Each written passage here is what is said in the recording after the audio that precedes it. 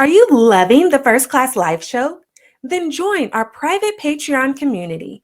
Not only will you help to support our ability to provide you with great content, but you can also get exclusive perks like bonus videos and resources, discounts, episode transcripts, and more. So what are you waiting for? Join today at patreon.com/First Class Life. Again, that's Patreon, patreon.com/First Class Life. I constantly tell people I am not bipolar. I just have bipolar. Like, bipolar is not who I am. Like, that's something that I'm constantly saying out loud. And I say it to myself a lot too, because it is very easy to get caught up in that, especially when you're diagnosed that way. Oh, chronic condition, you're bipolar. Okay. Because you're like, oh, great, damn. I mean, this is it. I mean, I may be 22, but this is it. It's my life. Just bipolar is my life, and that's it.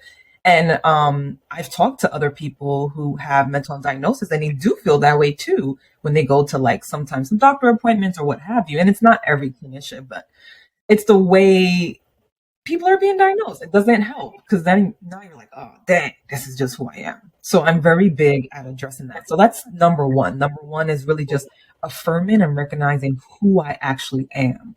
And that took time because, again, like I was mentioning earlier, it takes time for you to get to know yourself, just the same way it takes time.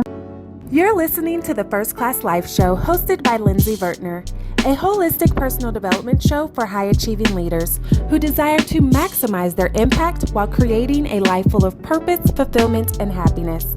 So grab a drink, grab your notebook, and let's get started.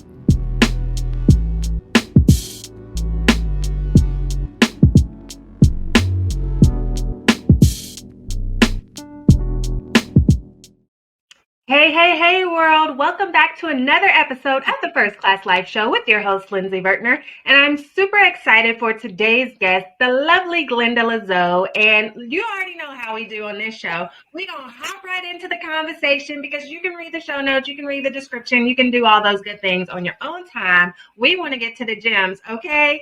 So welcome to the First Class Life Studios, Glenda. How are you? Thank you. I'm doing good. Now that we're together, I'm doing good. Yes. I feel like it's been a long time coming. I just love seeing your face pop up on my notifications on Instagram and all of that good stuff. Always makes me smile. And so I've had a chance to kind of virtually get to know you a little bit, but I want you to tell the First Class family, who is Glenda Lezeau really? Like, give us the details, peel back the curtains, let us into your life, girlfriend.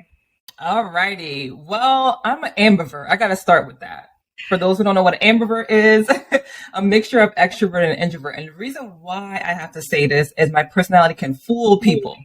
People be thinking I'm this extrovert, and I'm like, no, I have this introverted side. I'm able to be like, woo, yay.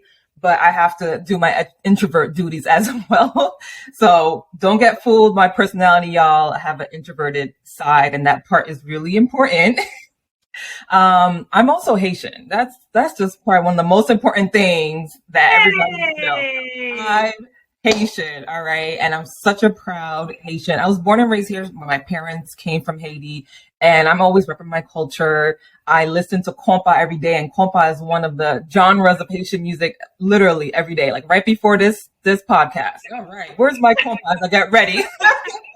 Like, compa is literally my life. And also, compa is my healer. I'll be honest. And I'm sure we'll probably get into that later on. But it has healed me through some things. Like, compa will heal me.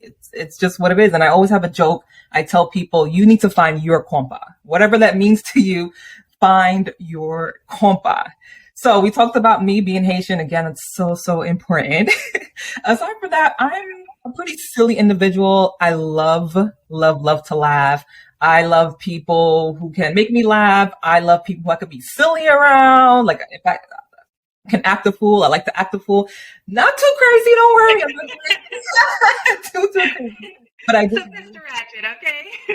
Right. We're not talking about all that, but just really just have this like kid-like personality sometimes, and really just have fun, like just this pure fun, and just being able to be silly in that way. And lastly, I gotta give a shout out to two of my great friends, Hulu and Netflix. I mean, Look, it is what it is. It is what it is. I mean, Girl, hey Netflix, boo. listen, it just is what it is. Netflix and Hulu is really a part. Again, I don't want to say healing per se, but it just relaxes me. I really like shows that are engaging. I'm also mindful what I watch too.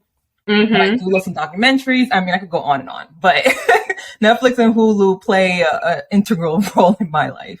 Yeah, listen, I was not expecting you to say that when you said I got to give a shout out to my two friends. So I'm not saying they're my only friends, guys. I really do have other friends. Don't worry, but just, well balanced, well balanced. That's what you are. So a few things. One of my best friends is Haitian. So as soon as you said that, I was like, "Hey, girl, hey, listen." And I get the whole ambivert thing because I am very much a people person, a social butterfly. Like I thrive whenever it's a lot of people around. I like to host and do different things like that in my house. But at the same time, afterwards, I need my me time, or even before, I need my me time where I don't want anybody in the house. I don't want to be around anybody. I just want to be with me, myself, and I. Exactly. And I actually didn't think of this until just now, but how important is it, especially for leaders, to have that me time? Because I've been around some people where they're very uncomfortable being by themselves, sitting by themselves, or just thinking to themselves. And for me, that's a red flag. Because we have to be able to be alone with our thoughts. To an extent, outside of mental disorders and things like that. But oftentimes we are taking on the expectations of the people around us. And so we can start to lose ourselves whenever we don't have that alone time.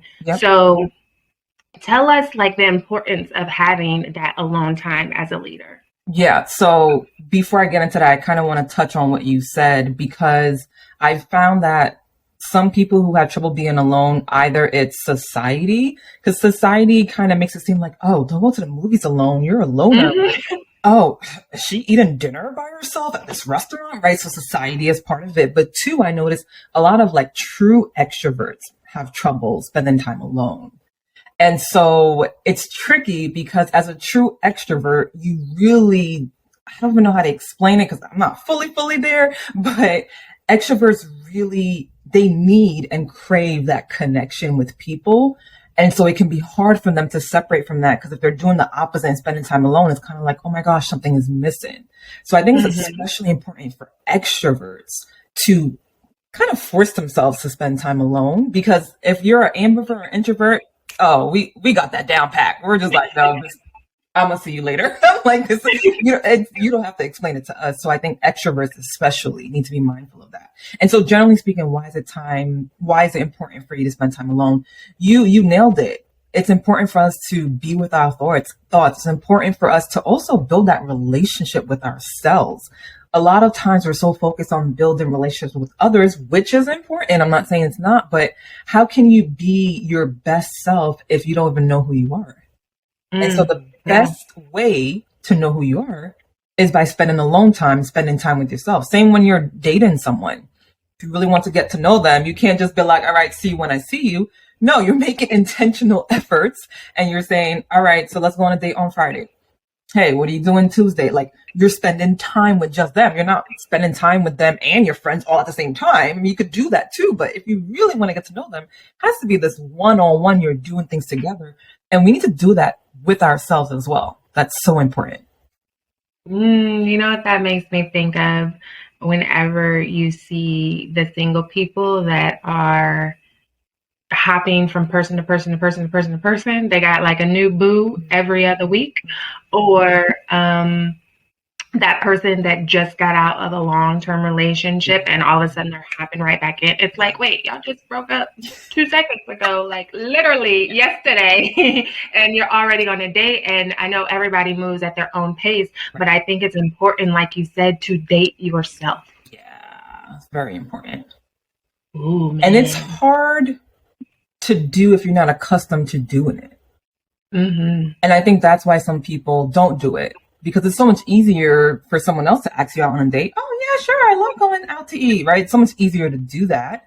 Again, society has shown this to us since we were babies, to be quite honest. So it is hard to do in the beginning though. But at some point you have to recognize that that relationship with yourself is so, so important. And you have to push yourself to take yourself out, to spend time with yourself. And then over time, it does become second nature. Over time, you're like, damn, I didn't take myself out in a little bit. Like, oh, no, right? Over time. But I think it's that in between stage in the beginning of building that relationship with yourself that people don't like because it is uncomfortable. You're used to being with your best friend. You're used to being with this boyfriend. You're used to being with this person you're dating or whatever the case is. And it's an adjustment period. But you have to trust me, it's worth it. It's so worth it. Because like you said, you could get wrapped up in other people's expectations and you lose yourself because you never even knew yourself. Mm. So the only way to know yourself is to spend time with yourself. And it could look like however it means to you. It doesn't have to look one way. Yeah. And you want to know something that I thought of as you were saying that is that some people struggle with dating themselves because they struggle with making decisions. Like as you were talking, I was thinking the great thing about dating yourself was that you don't have to worry about anybody else's wants. You can eat what you want to eat. Exactly. You can go where you want to go. You can leave or arrive whenever you want to. But then I was thinking like, wait a minute.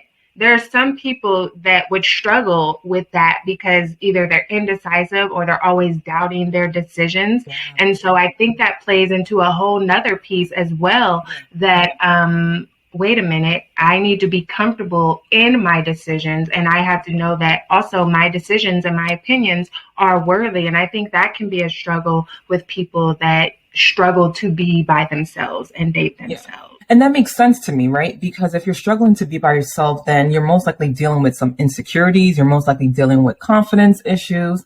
I'm not saying that's always the case, because if you're a true extrovert, it may not be a confidence thing. It's just that you just need that like connection with people so you can still be confident that way. But for some other people, that lack of confidence or those insecurities, you're in a sense either afraid of it or you're afraid of facing it.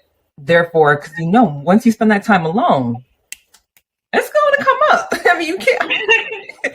So I think people would rather swallow themselves around other people, hearing noise, not spend that time by themselves because they're afraid of what's going to come up when they're alone. And again, that's a scary thing if it's something you're not used to, but it's also a necessary part of the process for you to elevate and be the best that you can be. Oh, yes. Listen now. So many points that came to mind as you were speaking. But the first thing I want to ask you is, what advice would you give to the leaders out there that do struggle to spend that alone time? Yeah. Start small. I'm not saying to spend 3 hours with yourself every single day or anything like that. Do something small. Maybe just set one date. I'm not even telling you like, oh, do it weekly. Do it one time. Say, you know what? I'm off this Friday. I don't have to do much of my business this Friday.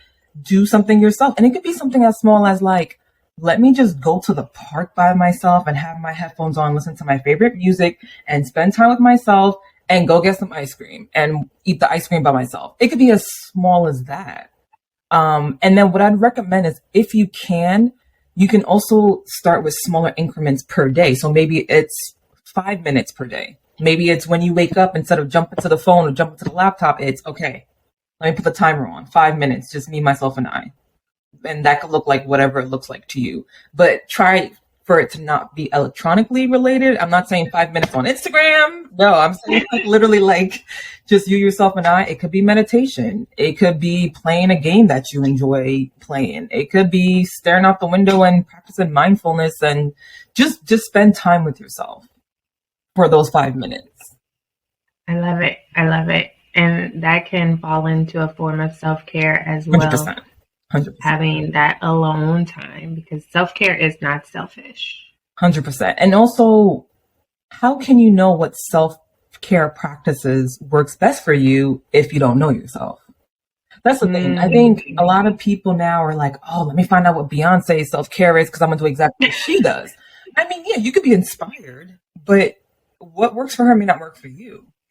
The only way that you'll find out what self-care practices or rituals work best for you is if you know yourself, or if you tried certain things and be like, nah, that don't work for me. I don't, going to a park, that doesn't work for me. But when I treat myself to pizza, that works for me, right? It's like, that's the only way you would know what self-care practices work for you, when you spend time with yourself and you're actually getting to know yourself. Like, what does Glenda like to do? What does Glenda like to do with herself? And that makes me think of whenever you said your friends Hulu and Netflix, because I know that there are a lot of people out there who would be like, you shouldn't be spending all your time on Netflix or Hulu and blah, blah, blah, and you shouldn't be watching TV, and Right. millionaires don't watch TV at all. They don't even have a TV in their house, blah, blah, blah. Well, first of all, you can watch it on your phone or your computer, Right. so there's that. So they might not have a TV, but I'm pretty sure they got a phone or a laptop, Right. if not both. But whenever you said about you have to figure out what self-care works for you, that is important that you define it for yourself, because it's all about moderation and knowing the purpose. It's one thing to watch Hulu or Netflix just mindlessly all day, every day, and it consumes all of your time. Exactly. It's another thing for that to actually be your moment of self-care. Like, all right, I've been working hard all day long. I've been doing this for this person, doing that for that person. And now I'm about to take 3 hours and binge Netflix, because this is about to be my me time. This is whenever I can turn off my brain and I can Netflix and chill with myself. Okay. No, literally. And that's what it is. And for me, Netflix and Hulu, it really does something to me. I mean, again, for some people, they'll be like, you could be using that time creating a third business. And I'm like, listen, no. Like, it really just helps me regroup sometimes. If I'm having an off day, I'm like, you know what? We got to put a pause. Let me turn on the show. Like, it really is that self-care for me. And the reason why I know it's self-care for me is how it makes me feel. It feels good.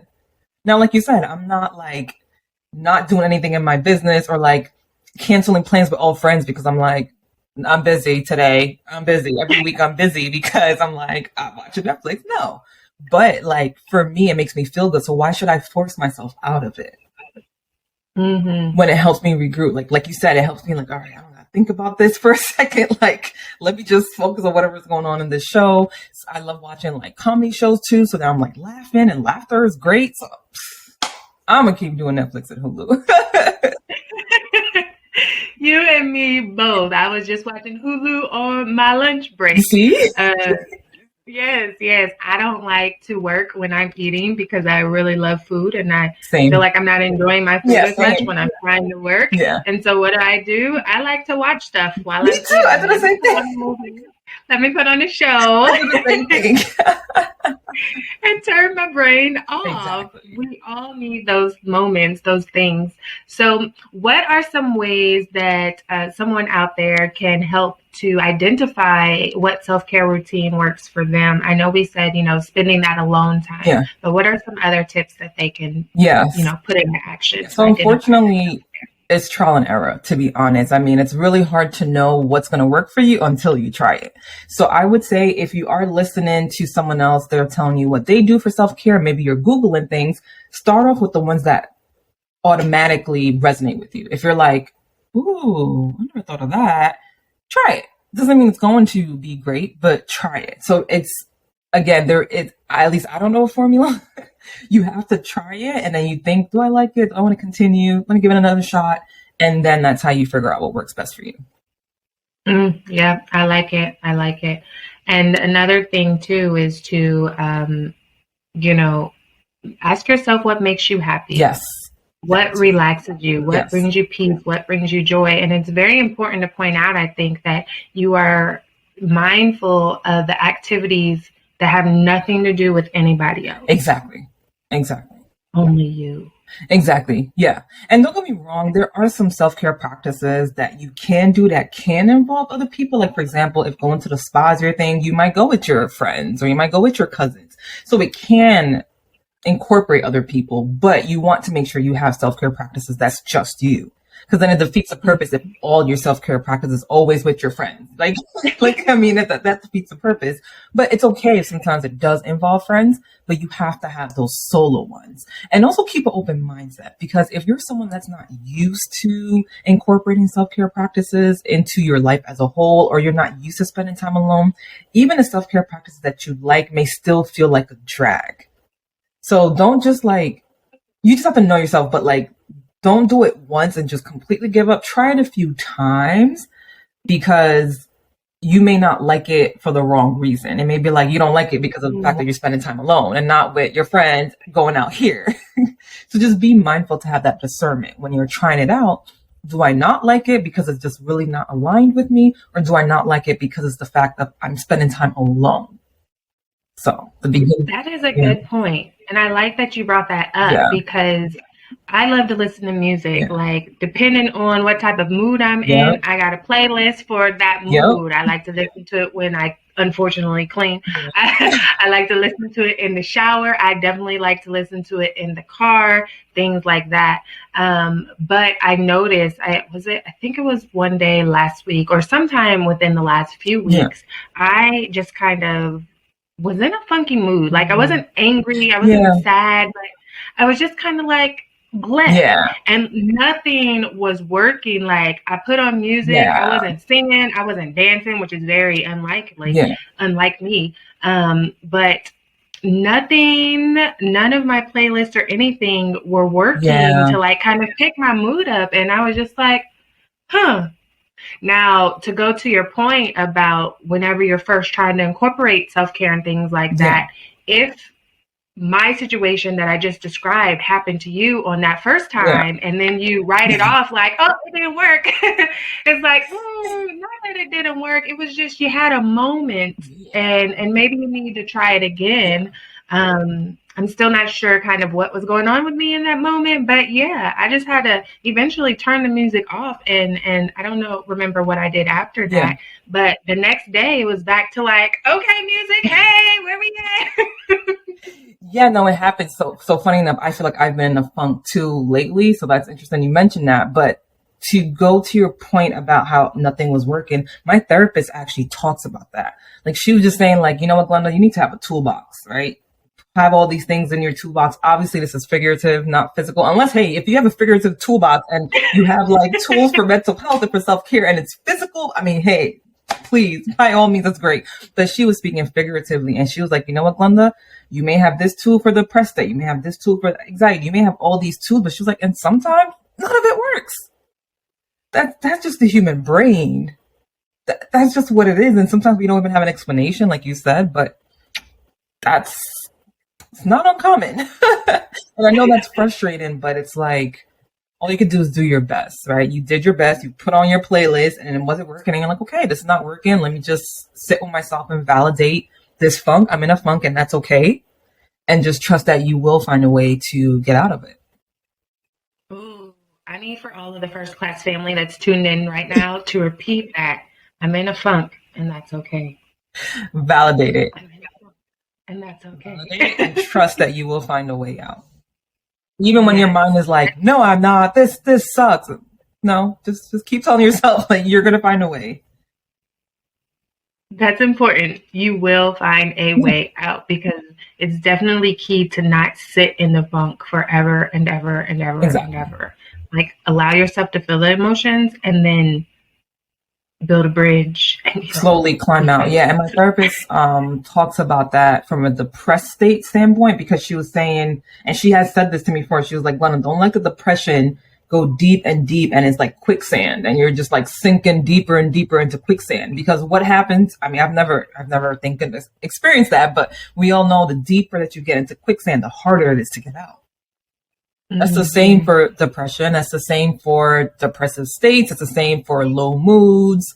I mean, if we keep allowing ourselves to sink and sink, then it becomes harder and harder. Now, that's not always easy, especially if it's a depressed state. But if you're able to at least be aware, wait, I'm here with it. Let me do my best. Okay, I'm slowly going down, but let me do my best to, okay, let's just at least keep it here or keep rising. Slowly and surely, you can slowly rise yourself out. Yes, yes.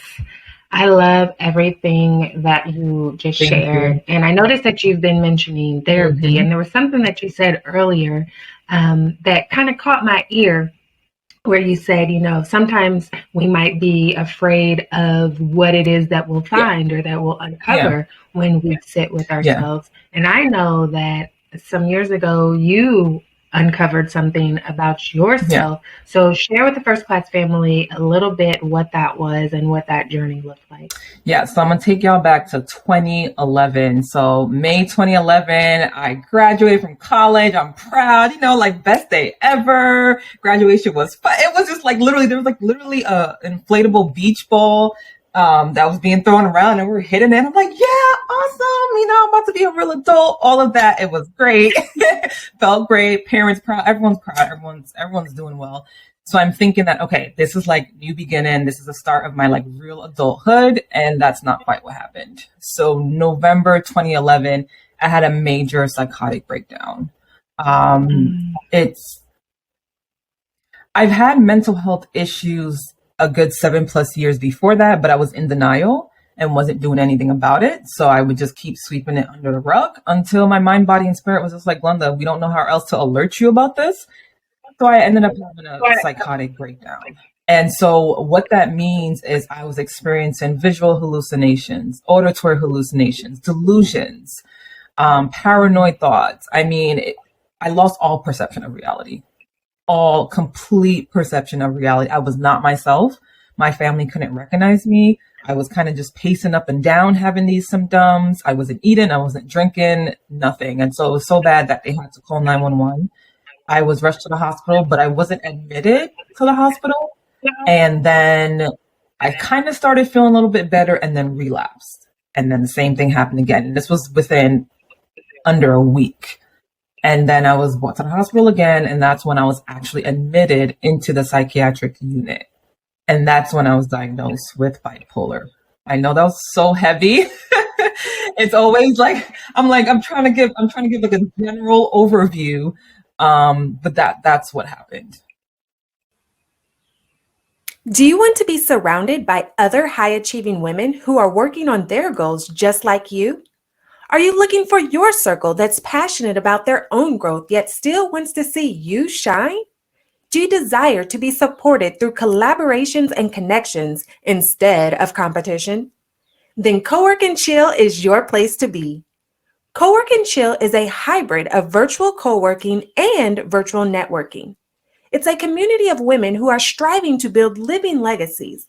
This is the space to create meaningful relationships with other equally yoked women where you're being poured into just as much as you pour out. So if you're looking for your crew for supportive accountability, then sign up today at coworkandchill.com. That's COWORKANDCHILL, coworkandchill.com. Yeah. Yeah. Is all I can say in that moment. So, explain what life was like prior to. Yeah. I know you just graduated, but what type of person were Yeah. you? And then to be hit with that Yeah. and basically have to kind of readjust. Oh, And it's more than a readjustment. It's literally a rebirth, to be quite honest, is what it felt like. I mean, I feel like I literally broke into pieces. And I had to kind of just look and be like, okay, what pieces are coming with me and what pieces are staying down, and kind of just move with it. I literally became a complete different person. And so before then, believe it or not, I was a little bit more introverted. I was a little bit more shy. I was somewhat of a goody two shoes too. So I had a lot of rules for myself. Like I said, I was dealing with some anxiety and some depressive states. But again, I was in denial. And so I was just dealing with that alone, pretending it's not there. I was a very like studious person. I mean, I'm Haitian at the end of the day. Like that's just what we do. School is what we do. Yeah, I was more of a structured person. Like I didn't, speaking of knowing yourself, I did not know myself. I barely knew myself. I barely liked myself, let alone love myself. Let me see what else before then. Yeah, and I was very like, I think my goals were based on society. Like, okay, I'm going to go to school and go to college and major in something good that's good for my career. and get a good job with good benefits. Like that's where my mindset was before then. Now, I like that you pointed that out, because oftentimes we think that, oh, those type of things will never happen to us until they do. Maybe not to the all the way at the end of the spectrum, like with bipolar, but it could be depression, it could be anxiety, it could be burnout, it could be a nervous breakdown. All of these things, we like to think that that would never happen to me until it does happen to you. And I think some of the things that you just mentioned in the pre-diagnosis, that are some of the factors that contribute to things like that happening. Because I noticed that you mentioned you had a lot of rules for yourself.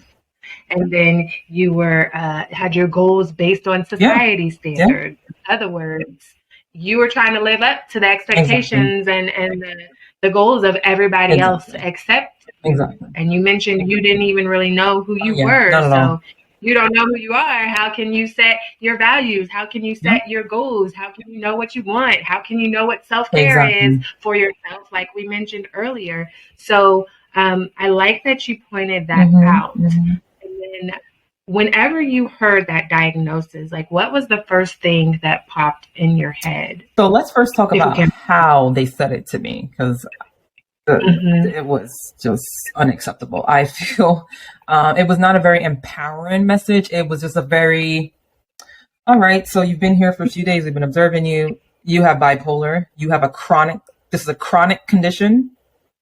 This is most likely lifelong.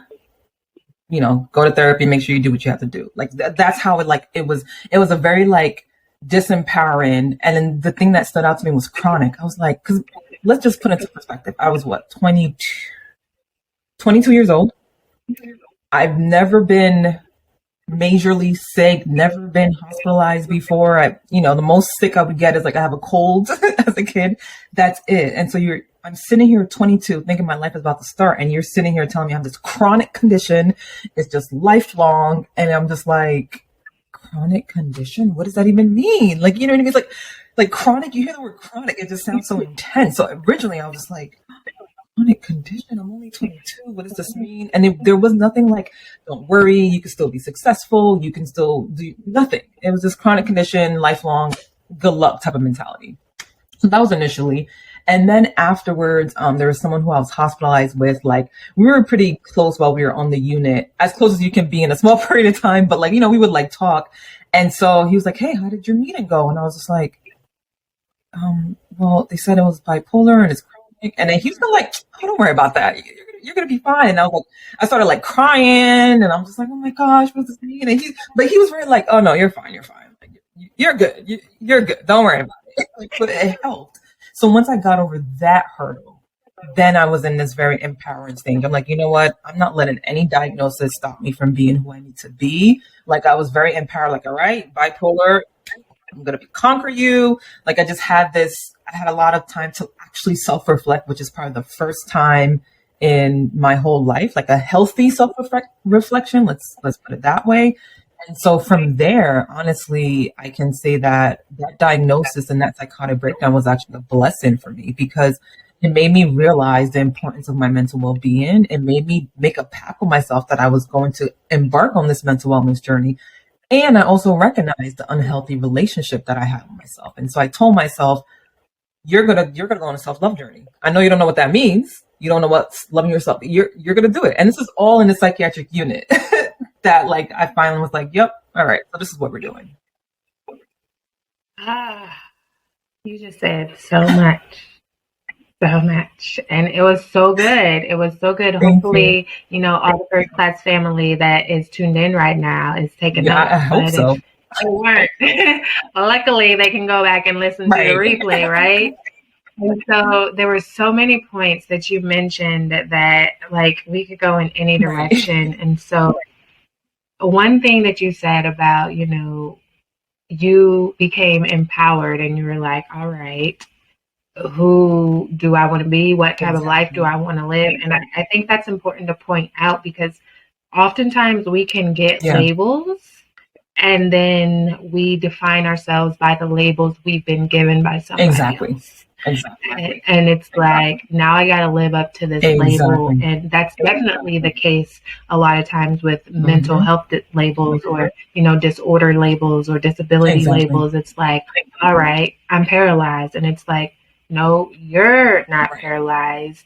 You have become paralyzed, but that does not define who you Exactly. are. It's like, all right, you're bipolar now. It's like, no, I'm not Right. bipolar, but Yes. I am me with Exactly. bipolar. So how do I continue to be me Exactly. with Exactly. bipolar, or insert whatever label or title? Because it can go the other way as well. Like, you know, we think of the negative titles, or, you know, negative in Right. quotes, because it is what you make it. But that can also work with titles of a prestige, like, all right, well, you're the preacher's Right. daughter, or you're the That president, or pressure, you're the yep. CEO, or, you know, and then it's like we become, oh, I'm the CEO, and we become this person. It's like, no, you are Jessica, the CEO. That's just one title. That's not who Right. you are. And I think that's one way that a lot of people lose Exactly. themselves and lose their identity, because they're so caught up in the title. And it's like, once the title is removed, then they have a breakdown, and it's who am I? Exactly. So what were some of the steps that you took to really embrace who you are now with this diagnosis, and not become the diagnosis? Yeah, no, that's perfect. First of all, I want to say you really nailed it. Like, the epitome of the work that I do, the epitome of the workshop that I do, is making people recognize that affirmative statement. So, for example, I constantly tell people I am not bipolar. I just have bipolar. Like, bipolar is not who I am. Like, that's something that I'm constantly saying out loud. And I say it to myself a lot too, because it is very easy to get caught up in that, especially when you're diagnosed that way. Oh, chronic condition, you're bipolar. Okay. Cause you're like, oh, great. Damn. I mean, this is it. I mean, I may be 22, but this is it. It's my life. Just bipolar is my life, and that's it. And I've talked to other people who have mental health diagnosis, and they do feel that way too when they go to, like, sometimes some doctor appointments or what have you. And it's not every clinician, but it's the way people are being diagnosed. It doesn't help, because then now you're like, oh, dang, this is just who I am. So I'm very big at addressing that. So that's number one. Number one is really just affirming and recognizing who I actually am. And that took time, because, again, like I was mentioning earlier, it takes time for you to get to know yourself, just the same way it takes time for you to date a partner. Like, you may know a lot about them in the beginning, but certain things are going to be revealed gradually. And so over time, it took time for me to add on to who am I. But start with the basics, right? So, like, the basics for me is, well, you're someone's daughter. You're a sister. You're a friend. You're creative, like certain things that I did know myself. So it's really affirming who I was aside from this diagnosis. That was number one. The next step was really going on that self-love journey. And so everything that I shared earlier, I'm sharing from personal experience. Nobody knew this until now. Ta-da! But this is from personal experience. I literally went from someone who barely liked themselves to someone who has a healthy, loving relationship with themselves. And so you have to, the first step is just making a pact with yourself. Make a pact with yourself. It's that simple. You can do it right now. Tell yourself, I'm going to make a pact with myself. I'm going on a self-love journey. That's exactly what I did in the psychiatric unit when I said I was going on a self-love journey and a mental wellness journey. So make that pact. That's the first step. The second step is to start dating yourself. Start trying things, trying different things, seeing, like, do I like this? Do I not like this? Do things you probably would never do. Nothing too hectic now. I'm not saying anything illegal. I'm not saying jumping off a plane or anything. That's not what I'm saying. I'm just saying, like, it's okay to try something different, because you never know what you may gravitate towards. The next step I would say is just, I'm a reader, so this may not work for everyone if you like audiobooks, what have you, but I really liked reading and still like reading self-development books. I think that really opened up my eyes to a lot, because when you read these books, it really makes you recognize that you're bigger than whatever else society sees you as. It gives you new ideas in your brain. And so just like reading it, and if reading is not your thing, YouTube videos. There's a lot of YouTubers that are talking about amazing things, whatever it is that you want to work on. Watch a YouTube video, watch something to inspire you. And lastly, if you can, this again might take time, surround yourself with people who either respect this journey that you're on, or is on a similar journey, or went through a similar journey, and just have conversations. It's as simple as that. But I want to say it's a process, y'all. I don't want to just like sell you with the dream. Oh, healthy living relationship with yourself. Oh my gosh. It's a process. And you can't escape the process. That's the truth. But it's so worth it. So worth it. Like I said when I said earlier how I'm a complete different identity right now. Yeah, that's a real thing. And that part of that have to do with the self-love journey that I embarked on. I definitely love that you said it's a process, because that's important to point out. And it's an ongoing process. We are constantly evolving and changing, and the world around us is changing. The people around us are changing. You are changing as you go through different phases of life and different, life stages. You're going to change and you're going to evolve. And so it's an ongoing process. I absolutely agree. Like, even with myself as a mindset expert, I still have my moments where it's like, all right, girl, you're going to have to cook yourself, or you're going to have to talk to a therapist or something, because what you're doing right now ain't it. And you know this for sure. But it's an ongoing We're process. human. We're still human, right? I think the beauty about it is as you're going through the journey, you're building a foundation. So what happens is, it's not like you said, you had a moment. It's not like you had a moment and the foundation just crumbles. No, the foundation is still there. So that's a good thing. You still have something to fall back to, or something to still keep you elevated, but you're still going to have moments. But that's part of self-love, though. Being able to still, remember when I talked about earlier, validating where you're at, right? Still loving yourself, even when you're in whatever funk, or you're having a mindset thing where it's like, you're not supposed to be thinking this way, but still loving yourself through it. Like, all right, sweetheart. Okay. Like, it's okay. This is how you're feeling. I respect it. That's part of it. It is so good and juicy, Glenda. Jeez Louise. Thank you. We could just keep going and going and going. And this is important for leaders to know, because everybody is a leader in their own right. But then also, we think we're the only ones going through it. And if we would just let down our guard sometimes and be vulnerable, then we can see that, no, such and such went through it just like you. No, that person that you admire has gone through things just like you. It might not be exactly identical to your situation, but we've all overcome some sort of obstacles, whether mentally, emotionally, or physically, or all of the above, And so it's important that we talk about these things and how they impact us as leaders, how they impact us in our day-to-day living, personally and professionally, because it does impact how we show up in the world.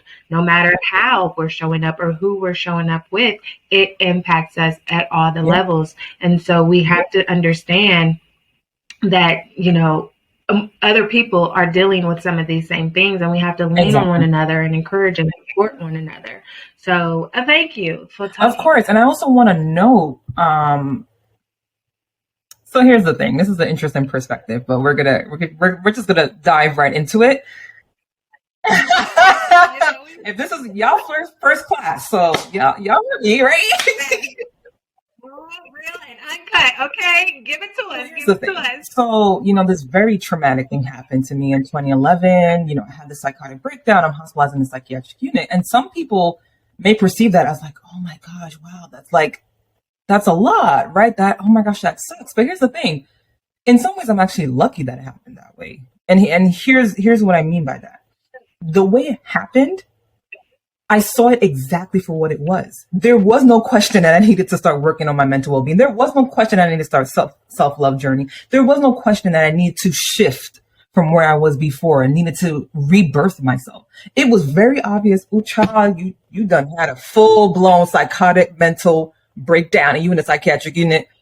The denial ain't there no more. This is it, girl. This is it. This is where you're at, right? So here's a perspective. Some people are not as lucky, and I'll tell you why. Some people, they are in a toxic relationship with themselves. They are not taking care of their mental well-being, and it just becomes a part of their personality. And as they grow and they get older and older and older, they may be experiencing burnout. They're experiencing all these mental health challenges, but they're still able to function. And they're still able to just reach their 50s, 60s, 70s, 80s without having to address it. But here's the scary thing. It's there underlying you. It's just you're so used to it that you're able to still quote unquote live through it, but people around you have trouble being around you, but then you're blaming everyone else, but really it's within you.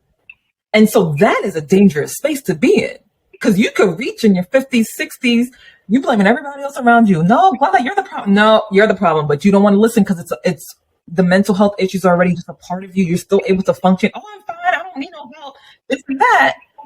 But you're not happy. But you're not even able to recognize you're not happy because you're so used to being unhappy.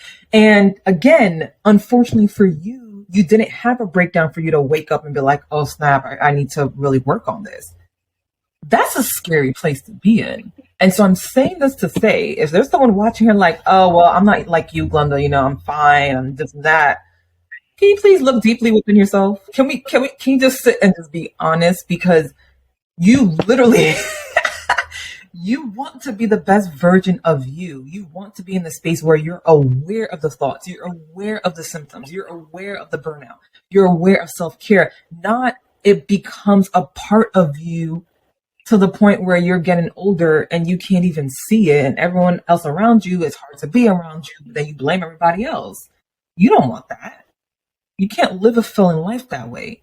But that's a really hard space to be in. If you don't take care of it now, you reach 80s, 90s, not impossible, but it's really hard to see that and unlearn it because it becomes normal for you to be this way, even though it's not normal. And that's a scary space to be in. So I'm grateful at 22.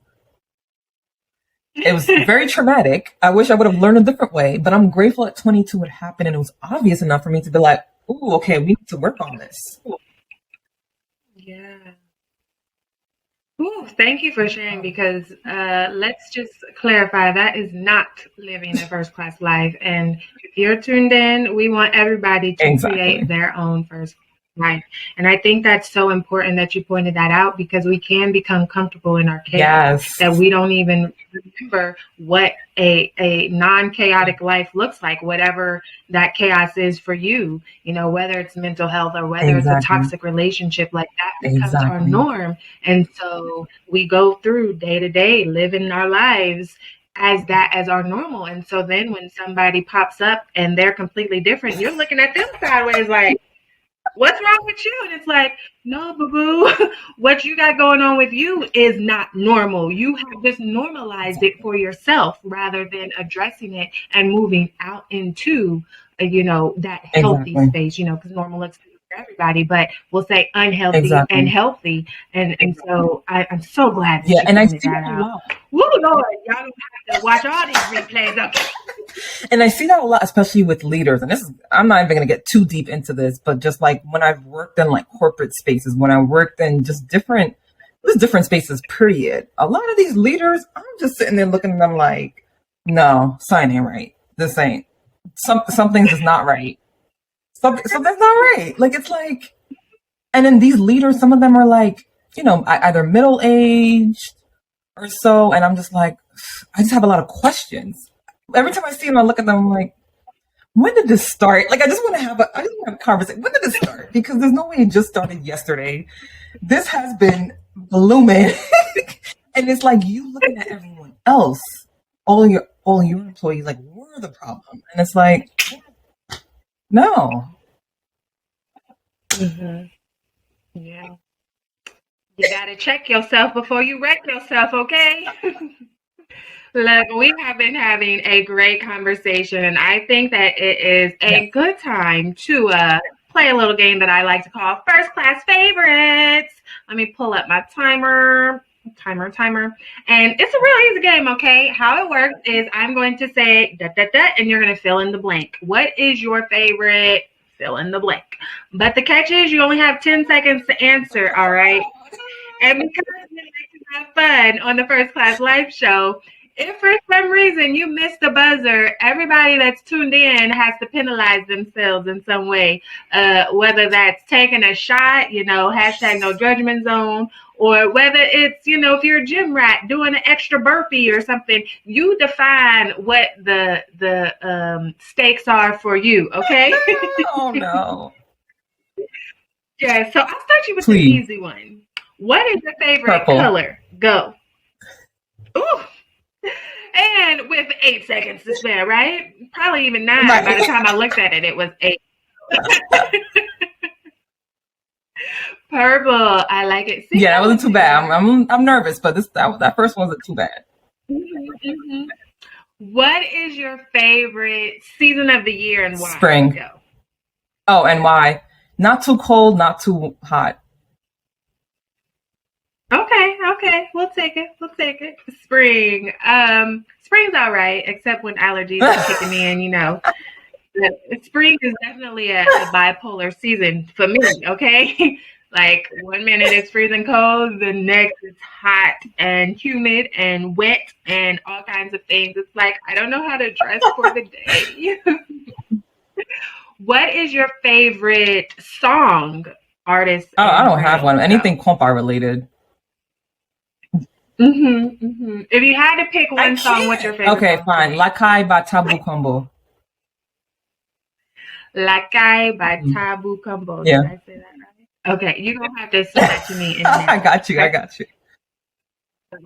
I'm not even going to attempt to spell it. I'm going to spell it like I just said it, and I don't think it's right. What is your favorite show to watch? I have many, but one is To Tell the Truth. Oh, it's a game show, and it's so funny. Oh my gosh, it's so funny.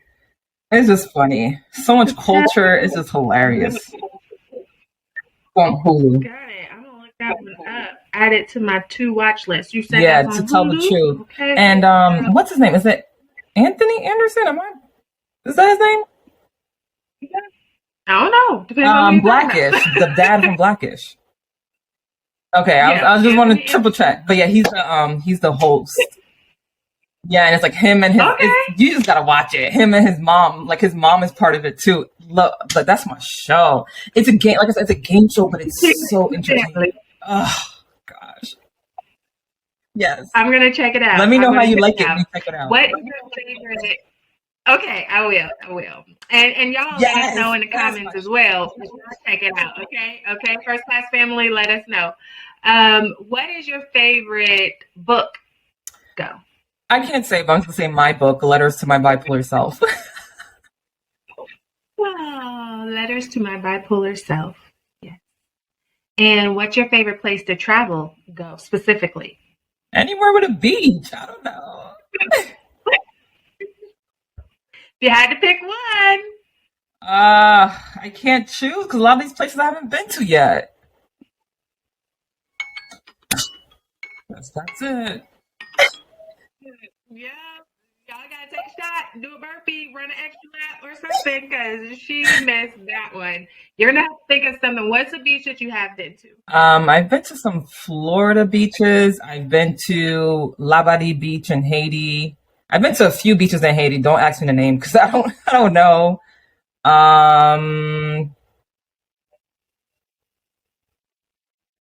That's not the best example. Don't quote me on that one because that's where the cruise ships stop. That's the only beach that I know the name of. That makes sense. Every other beach is like ain't got no name. You got to just go down some rocks and you're like in the beach. I don't know what the beach is.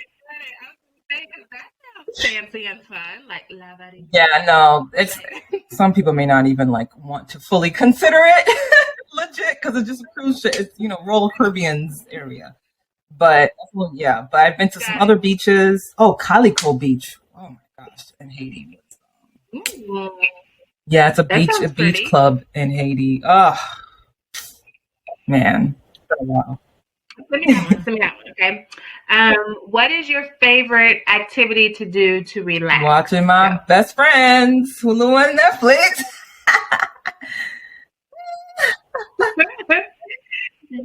Yes. So Thank you for playing First Class Favorites, and to the First Class family that is tuned in right now.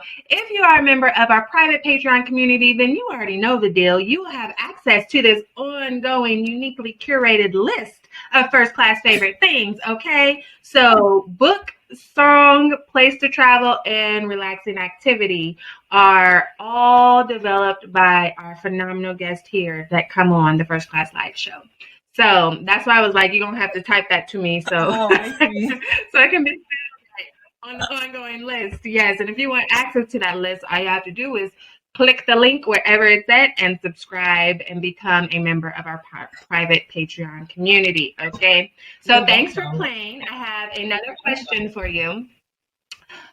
All right, so we're here in the First Class Life show, and for those of you that are unaware, First Class Life is actually an acronym for the different characteristics and skills that you want to embody into your lifestyle to create a first class life full of purpose, fulfillment, and happiness.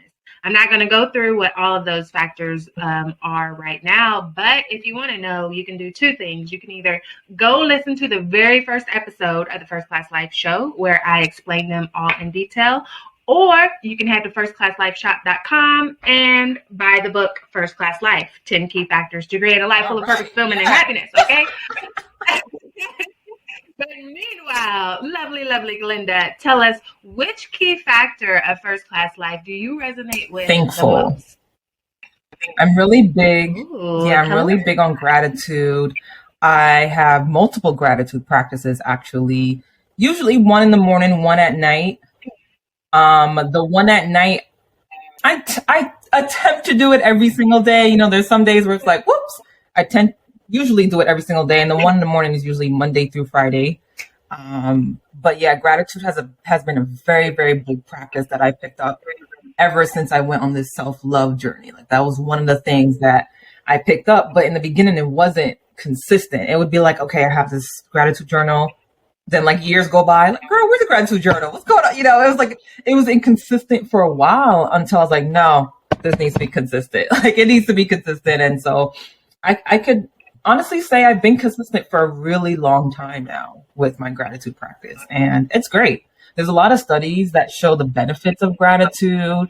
It helps keep you grounded. It's not perfect. It's not a perfect cure, because there are times where I'm not grounded, but it does help you with being grounded, especially when you're going through something. You think that there's nothing to be grateful for at all, but when you're reminded there is something to be grateful for. Mm-hmm. And here's the thing about gratitude and being thankful for the things that you have, and sometimes being thankful for the things that you don't have, because you know that's a whole other in itself. Yeah. But when we are thankful, we attract more things into our lives to be thankful for. And that's the importance of gratitude. So I love that you picked that one. So tell us, what products or services do you have that can help? Yeah, so I already, talked about my book a little bit when I talked about my favorite book. So now my book is going to make an entrance. a little bit dark, but y'all get the point. So this is my book, Letters to My Bipolar Self. And it's a series of 50 letters that I wrote to myself despite mental health challenges that I was facing. And so what's amazing about this book is it's not just for individuals who have bipolar or mental health condition. It's a book that inspires you on your self-love journey. It gives you an example of what a self-love journey can look like, because part of the self-love journey is the voice in your head, that self-talk. And that's something I had to literally flip around, because it used to be really negative. And so from my book, I created a signature letter writing activity, which I do in my workshops. And so I'm going to briefly say, I also have workshops. Currently, I don't have workshops available for 101 individuals to just join in. But if you have a group or organization that you would like me to conduct a wellness and mindfulness and include my signature letter writing activity, you want to hire me for that, let me know. I have my mentally rejuvenate workshop that I do, and I have one other workshop that I do as well. But all of my workshops incorporate my signature letter writing activity that is based on my book. Hey, Yes, and we will have the link in the description so that you can get your very own copy. Okay. Tell us, how can we reach you on these streets? All right. So very simple. Y'all already know my name, Glenda Lezeau. So at Glenda Lezeau on Instagram, GlendaLezeau.com. You want to email me, hi@Glenda Lezeau. I mean, come on, there's just no excuse, y'all. If you know my name, you're going to be able to reach me.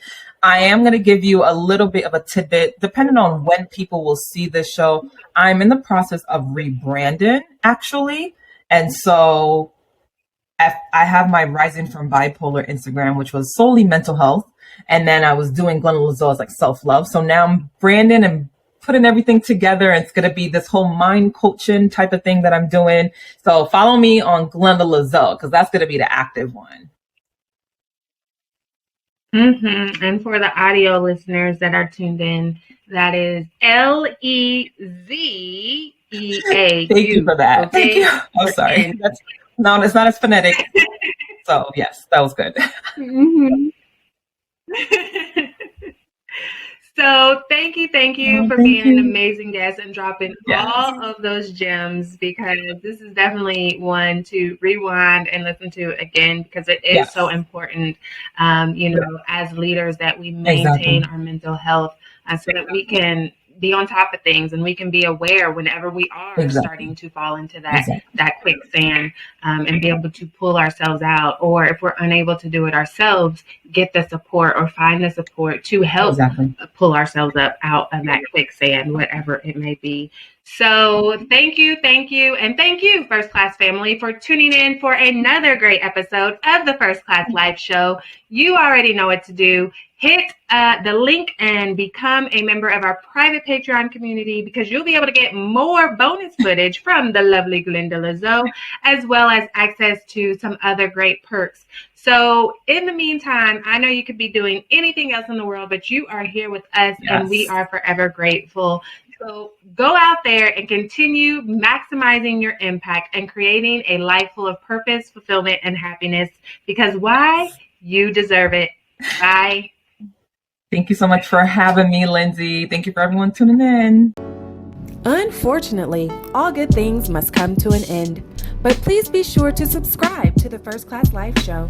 And don't forget to rate, leave a review, and join our private community so that we can continue to provide you with great personal development conversations to help you maximize your impact while creating a life full of purpose, fulfillment, and happiness. You deserve it.